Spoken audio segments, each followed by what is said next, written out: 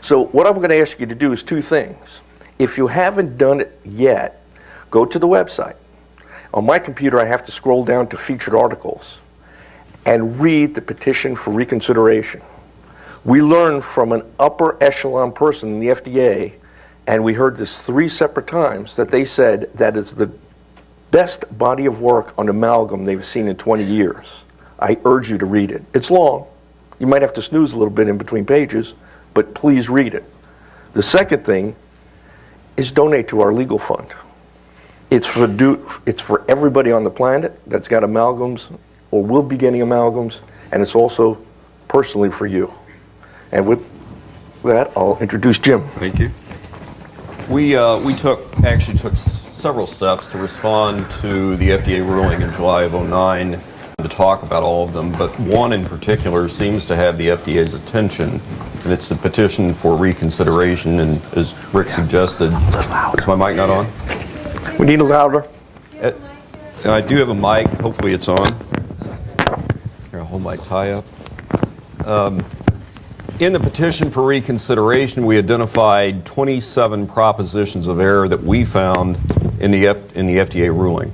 And this academy was kind enough to allow me to associate with Mark Richardson, who is an extraordinary risk assessment specialist, and Bob Reeves. So the three of us put our heads together, and we had a 30-day deadline to submit our petition for reconsideration. That's all the time they give you.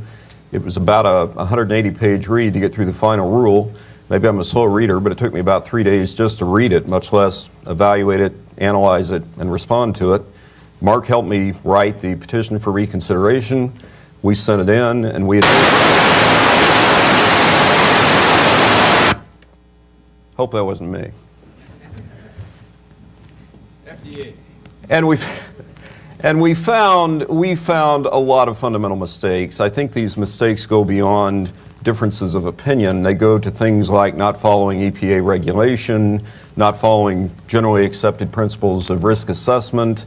In fact, I was surprised to see reliance by FDA on principles of risk assessment. I'd been using principles of risk assessment to show that mercury presents a risk of adverse effects for, 17 years. So imagine my surprise when FDA touts risk assessment principles in support of safety. So we attacked that. We showed, I think, irrefutably, that FDA didn't follow the rules they have to follow in deriving what they called a safe dose and in deriving what they claimed was the exposure that dental patients were getting. FDA failed to, for example, adjust for the weight of children. That's a well-established principle that has to be applied if we're looking at toxins, any kind of toxin delivered to children. Children actually get more toxins per pound of body weight than adult does. But if you read the FDA rule, it's just the opposite. They failed to apply updated uncertainty factors as published in the regulations of EPA. I could go on. I can't go through all 27, but I can say when we were finished that I thought we had a body of work that was going to be maybe impossible to refute. Well, imagine my surprise when we heard from FDA that not only were interested in what we wrote, they began to interview Mark Richardson, who's an employee of Health Canada. That's the Canadian counterpart to US FDA. They've recently arranged a second interview with Mark Richardson. They've been in contact with me to get some of our publications. We sent all or nearly all the publications to them, but they wanted even more information, and we've tried to comply with that. And even FDA, in discussing the petition for reconsideration with us, used the word irrefutable in describing our arguments. That's where we are. I was told last week for the first time that the deadline, the previous deadline, for finishing FDA's response, the end of March, could not be reached. I asked them how long it was going to take to finish the response. They wouldn't tell me. I asked if I could meet with them with a team of IAOMT members, scientists, dentists, and Bob Reeves to discuss their preliminary conclusions. They said I couldn't.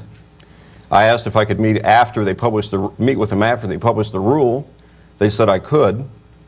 I'll be interested to see what they come up with.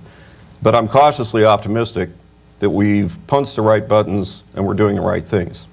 Thanks.